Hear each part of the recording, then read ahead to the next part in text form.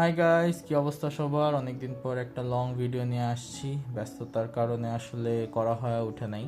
তো এটা অনেক আগে গেছিলাম ফেঞ্চুগঞ্জে ওয়াটার জেটি ঘাট।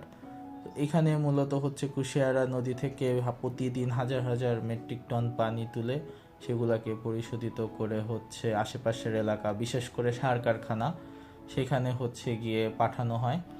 চলেন আপনাদেরকে একটু চারপাশে ঘুরে দেখাই। তো এই জেটিঘাটের চারপাশের পরিবেশ খুবই শান্ত এবং খুবই নিরিবিলি থাকে।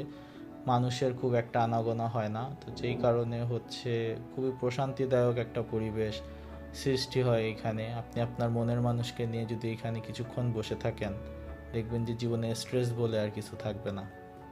তবে আপনি এখানে মন চাইলেই আসতে পারবেন না, আসতে হলে আপনার বিশেষ পারমিশন নিতে হবে।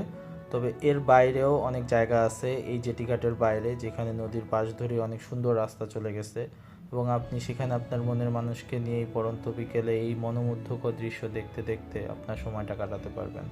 চলেন আবার জেটিঘাটে ব্যাক করি। এখানে মূলত দুইটা পাম্প দিয়ে পানিগুলো তুলে পরিশোধনের জন্য পাঠানো হয়।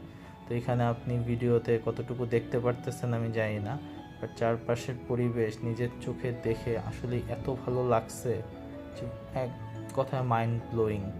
সত্যি বলতে ক্যামেরায় কতটুকু আপনারা দেখতে পারতেছেন আমি জানি না আসলে। এখন যে জায়গাটা আপনাদেরকে দেখাবো, মূলত এখানে এই হাজার হাজার মেট্রিক টন পানি স্টোর করে রাখা হয় শান্ত শীতল হওয়ার জন্য, কারণ এই পানির সাথে অনেক বেশি কাদা মিশ্রিত থাকে, যেটা পরবর্তীতে এরকম ফুল ফোর্সের সাথে বের করে দেওয়া হয়, যেটা আবার নদীতে চলে যায় পরবর্তীতে। আপনাদের একটু কাছ থেকে যদি দেখাই যে এখানে এত পানির ফোর্স, যে কোনো মানুষ যদি এখানে পড়ে ভাই নিশ্চিত মরবে, নাহলে হাত পা ছিলা যাবে না, এত ফোর্সে পানিগুলো বের হয়। এরপরে আমরা কন্ট্রোল রুমে যাই, যে এখানে কীভাবে জিনিসগুলো মেনটেন করে, বাট নিরাপত্তাজনিত কারণে সেটা দেখানো সম্ভব হয়নি।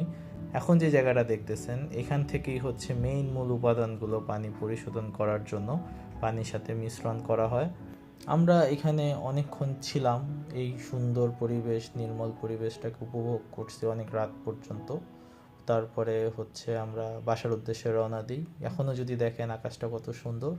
দেখা হবে পরের কোনো ভিডিওতে। ততদিন ভালো থাকবেন, সুস্থ থাকবেন, টাটা বাই।